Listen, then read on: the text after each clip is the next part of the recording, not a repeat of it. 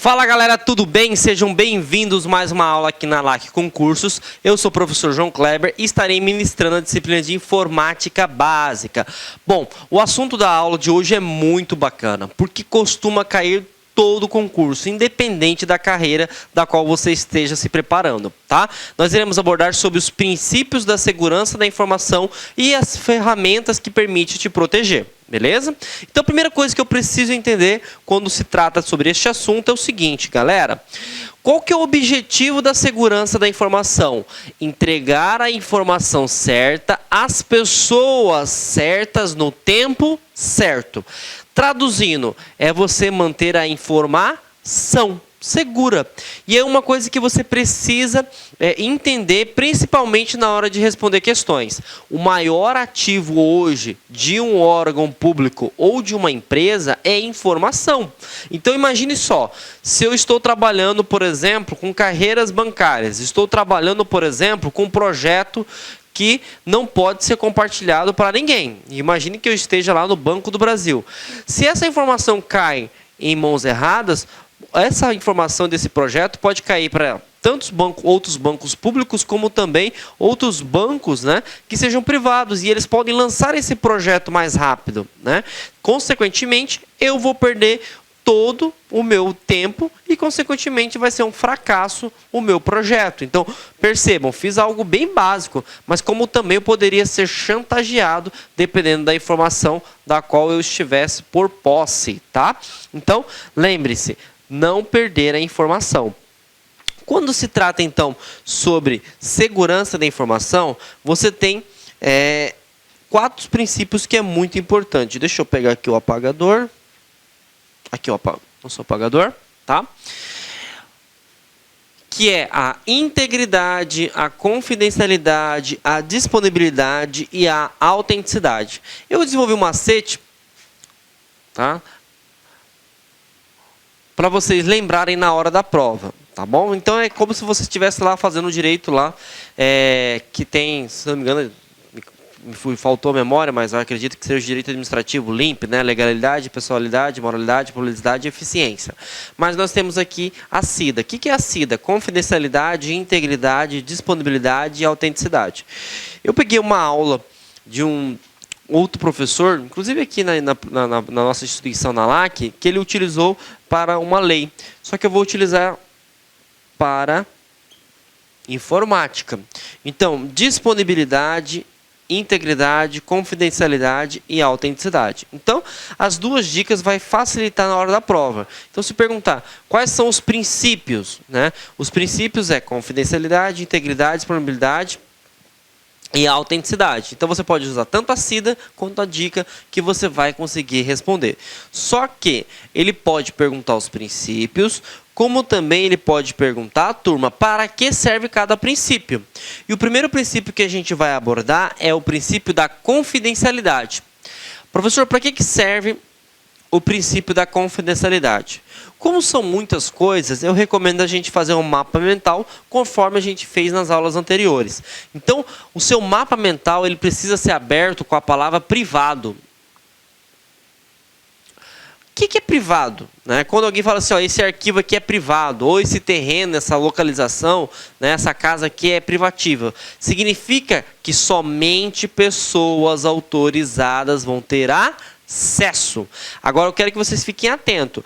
Privado não significa que é sigiloso. Sigiloso é como se fosse um grau a mais, né, de privativo. Tudo bem? Então, sempre quando alguém fala o seguinte, ó, isso aqui é algo confidencial, o que você precisa saber para responder à questão de concurso? Somente pessoas autorizadas vão ter acesso. E ele também pode te perguntar, tá, turma, quais são as soluções ou quais são as medidas que permitem garantir esse princípio. Então, a gente pode falar que a biometria garante a confidencialidade? Sim, porque é um nível de acesso. Login e senha? Também. Token, aquele dispositivo, né, que gera uma combinação de números aleatórios? Também. Leitura facial, né, digital. Então, tudo isso vai garantir, né, que você tenha, digamos assim, privacidade. Você vai garantir que somente pessoas autorizadas vão ter acesso. Beleza? Integridade. A integridade, a palavra-chave, deixa eu apagar aqui.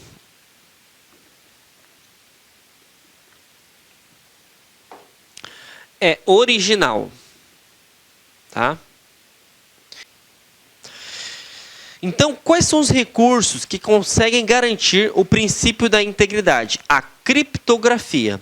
A criptografia, para quem não sabe, é você pegar uma informação e embaralhar ela para de modo que a pessoa não consiga ter acesso. Por exemplo, o WhatsApp, ele tem criptografia de ponta a ponta.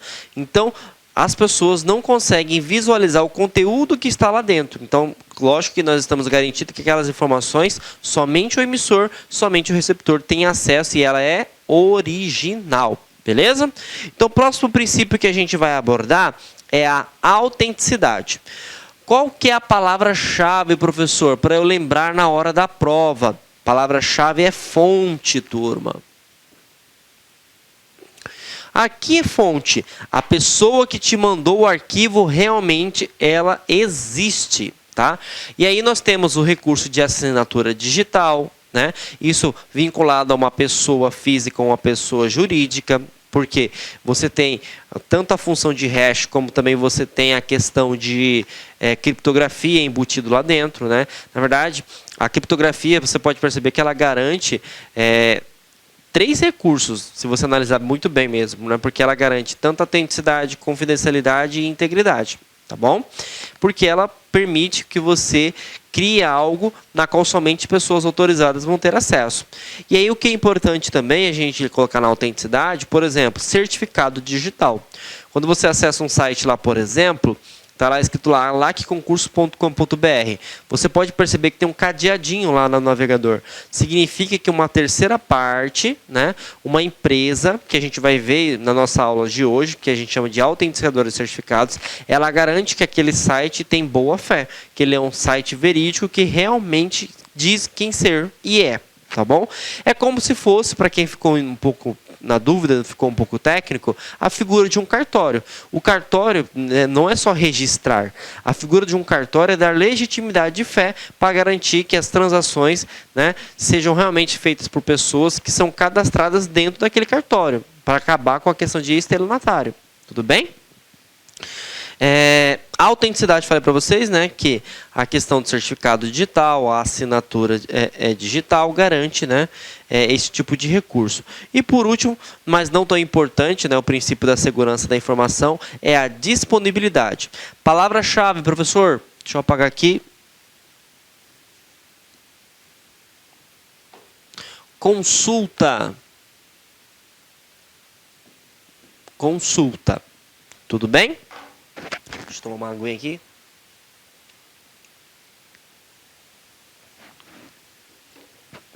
Professor, como assim consulta?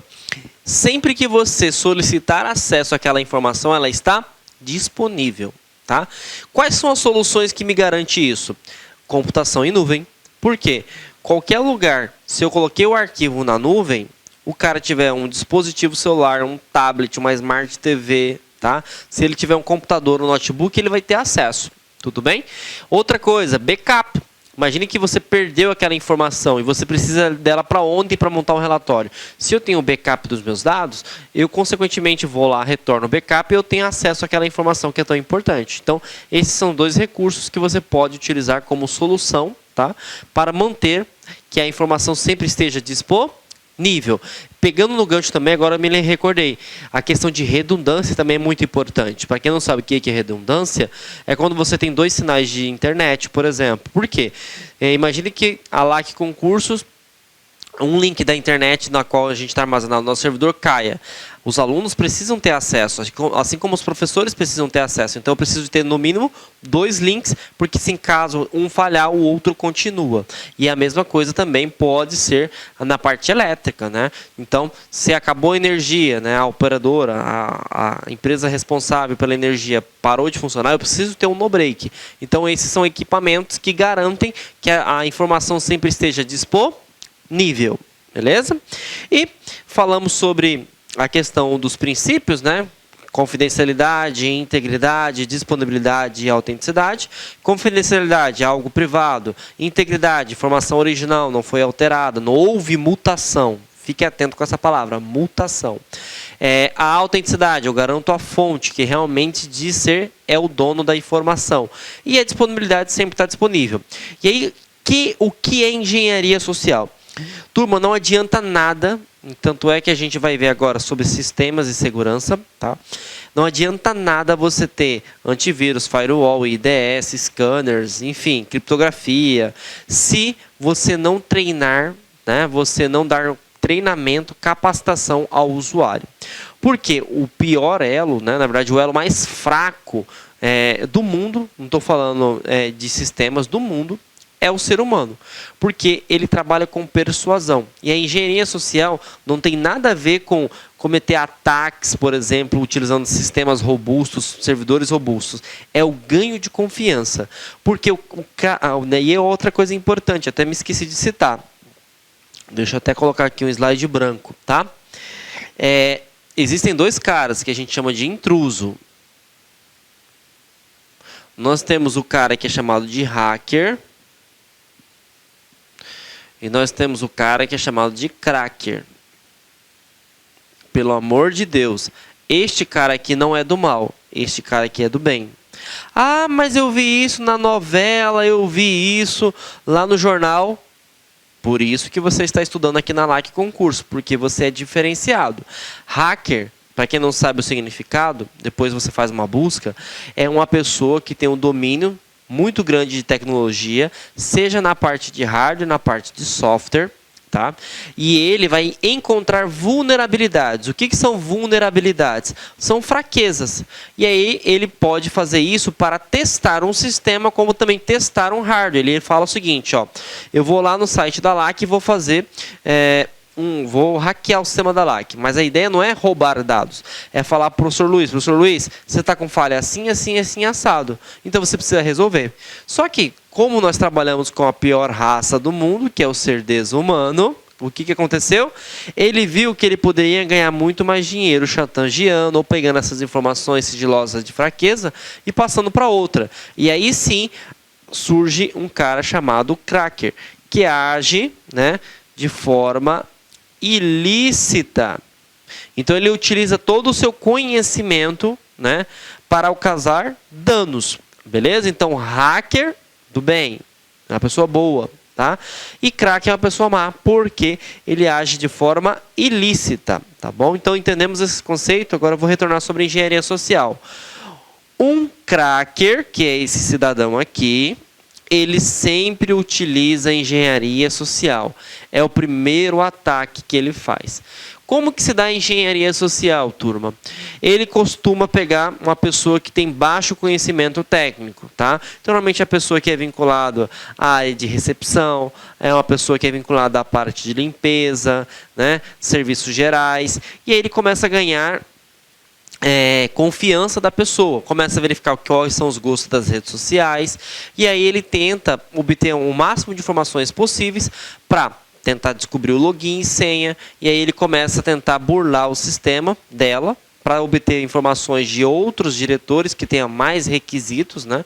Então, tudo começa de baixo. Então, o cara obtém da pessoa que trabalha lá na parte da faxina, essa pessoa vai começar a mandar vírus para o gerente vai, sem querer, passar informação para esse cara que está sob posse desse usuário, e aí ele vai começar a subir no degrau até chegar à informação que ele julga ser importante para ele. Então, primeira coisa é o ganho de persuasão. Então, não existe uma pessoa fazer um ataque a uma empresa grande. Vamos pegar a NASA, por exemplo, antes de ele persuadir alguma pessoa de forma para obter confiança.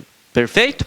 Então, a gente entendeu sobre os princípios, né? Vimos como que é o pior elo, né? Que é a questão do ser humano, porque ele pode ser persuadido pela engenharia social.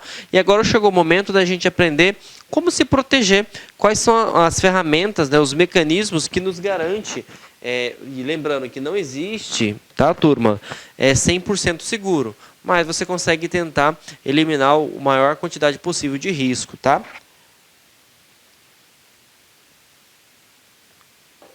E aí, o que nós vamos aprender na aula de hoje?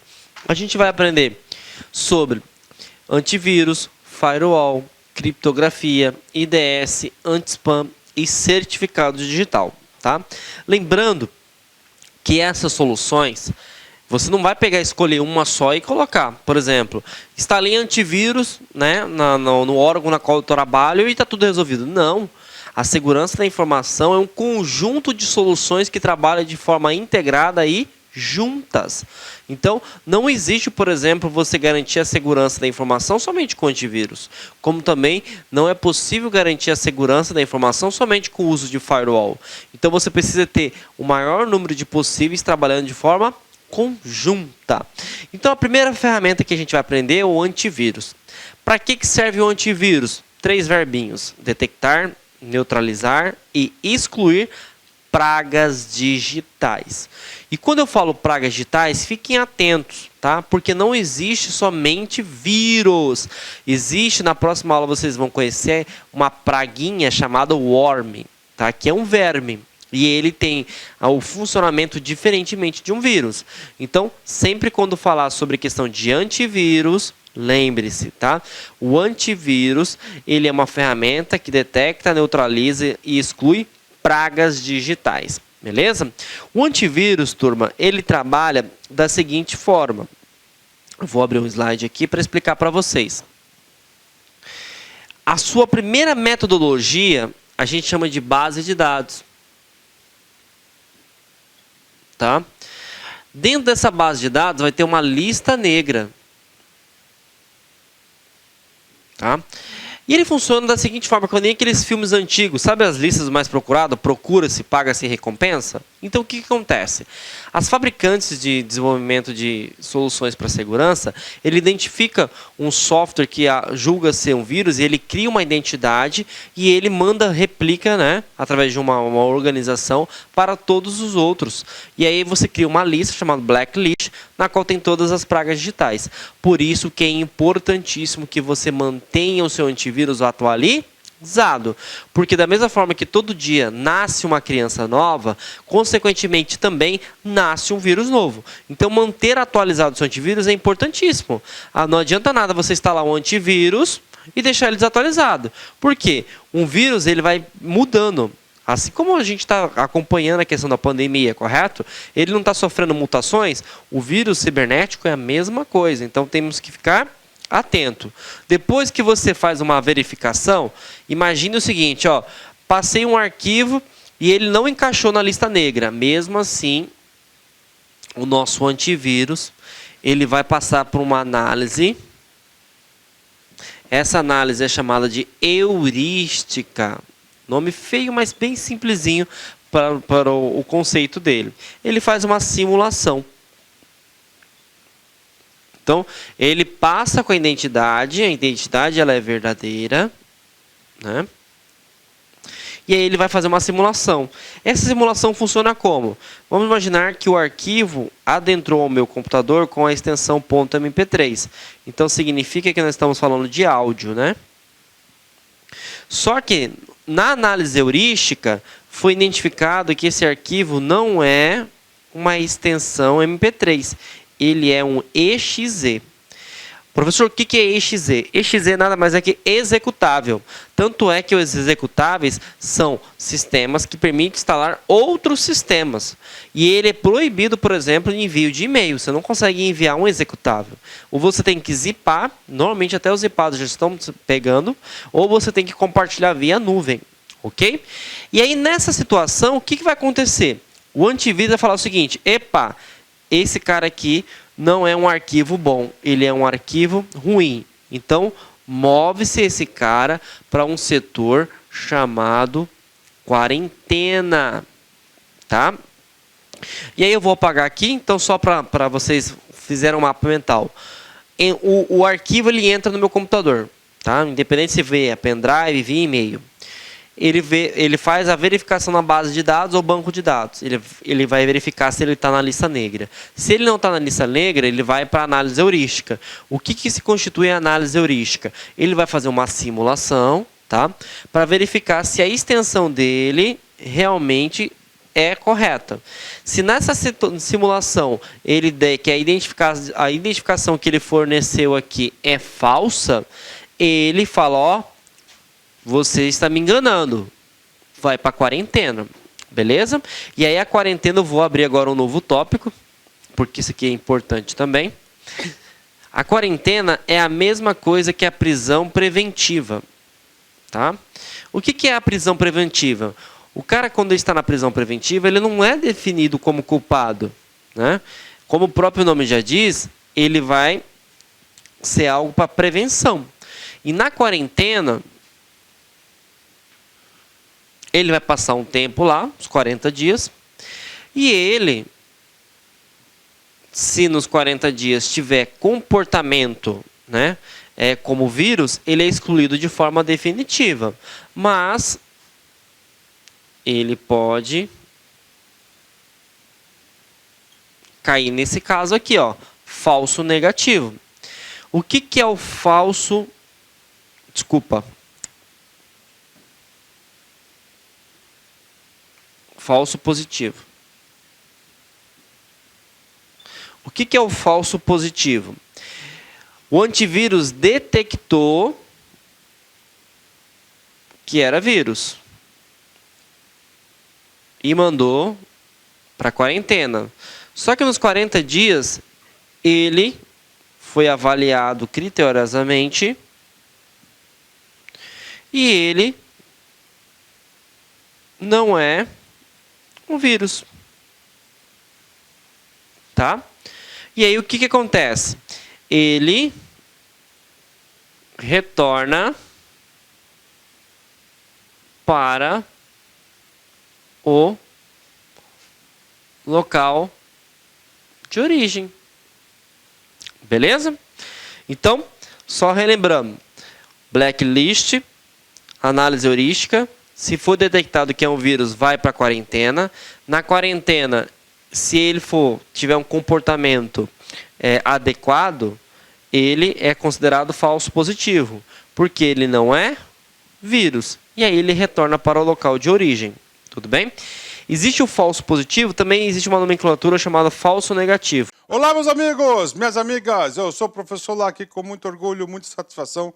Estou aqui para apresentar uma super proposta pedagógica específica para o concurso do Instituto Federal do Ceará 2021. É isso mesmo, edital publicado, edital na praça, e nós, claro, aqui da LAC Concurso, uma grande tradição em oferecer cursos para universidades federais e para institutos federais. Não podíamos deixar de fora dessa grande oportunidade. Então vem comigo, edital publicado, edital na praça, né? Nós teremos 3 grandes cursos. Nós teremos esse curso, que é o assistente em administração, teremos um curso focado para o cargo de administrador e nós teremos um curso também que é conhecimentos básicos, né, que é a parte da legislação e mais língua portuguesa. São 3 oportunidades aí para vocês estudarem conosco, né? Então vem comigo. Este curso, né, curso aí, né, bastante competitivo, focado no cargo de assistente de administração, por apenas 10 parcelas de R$ 90.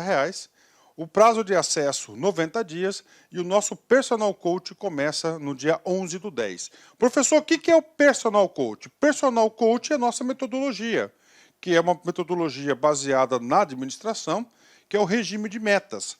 Quando uma pessoa trabalha em regime de metas, ela vai se motivando na medida do que cumpre as metas. Então, segunda-feira você tem uma meta, você foi lá, ficou no farol verdinho. Terça você tem outra, quarta e assim por diante. O que acontece? Lá no final do curso, você brincando com o regime de metas, ranking, a gente vai ranquear vocês. O que vai acontecer? Você vai ter lá um resultado super positivo, né?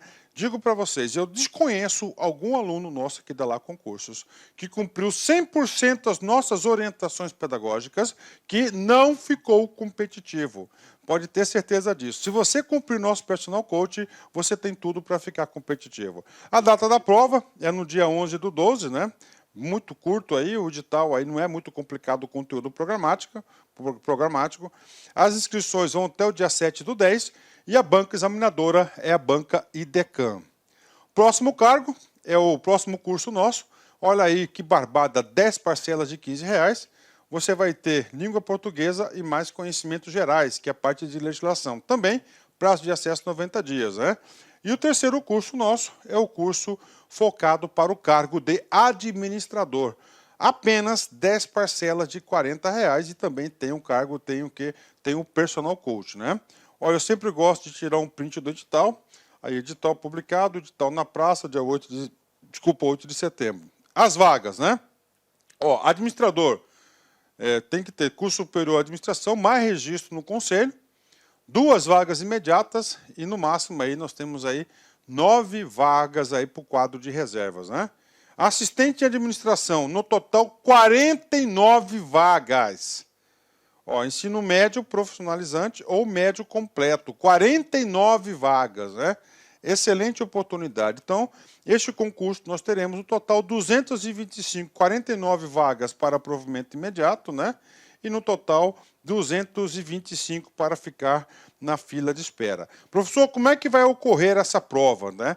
Então, na prova, nós temos aqui essa prova, são 60 questões, múltipla escolha, 4 alternativas, 10 de língua portuguesa, 10 de parte de legislação, que é o decreto do Código de Ética do Poder Executivo Federal, o Estatuto do Servidor Público Federal, isso aqui é a lei Processo Administrativo Federal e as 2 leis específicas de carreira aí e do sistema de educação profissionalizante do Brasil. Todas as leis nós temos gravadas e mais os conhecimentos específicos, né? Este concurso, atenção, tem um prazo de validade de 1 ano, prorrogável por mais 1 ano, ou seja, 2 anos. Então, durante esses 2 anos, se você ficar ali entre os 225 alunos aprovados, né, no cadastro de reserva, digo para vocês que há possibilidade real de quê? De você ser chamado nesse concurso. Então, uma grande oportunidade. O nosso curso de língua portuguesa, que é o Conhecimentos Básicos, que é 10 de R$15, né? Você tem um curso completo de língua portuguesa, com o nosso grande mestre, professor Sidney Martins. Você tem legislação específica, todas essas aulas foram gravadas por mim, estão todas elas atualizadas, não tem nenhum artigo desatualizado. Eu acabei de fazer essa revisão, todas as aulas aí são super atualizadas, né, essas aulas nossas aqui, e já estão disponíveis na área do aluno, né? Assistente de administração, o que vai diferenciar o nosso curso? Exatamente o módulo de assistente em administração. Temos aí raciocínio lógico, informática, né? Noções de administração, tudo dentro de uma grade só, né? Noções de arquivo, ética e responsabilidade, noções básicas de legislação, que aí é somente a parte de contratos, né? Noções básicas, então parte de princípios, de prazos, né? Noções de administração, de direito administrativo. Então esses são os módulos aí para o cargo de assistente em administração. E o cargo de administrador, as matérias específicas, né? A parte aqui de administração é hoje licitação e contratos, né? Licitação e contratos, gestão de pessoas, projetos, regime jurídico dos servidores, que é o mesmo que está lá, eu acho que nem poderia estar esse item aqui, orçamento público e noções de informática. Então, essas aí são a grade prevista e nós montamos com base nessa grade o mais próximo possível. Tá bom, meus amigos? Então, esperamos vocês aqui na LAC Concursos. Forte abraço, tchau, tchau. Clique LAC.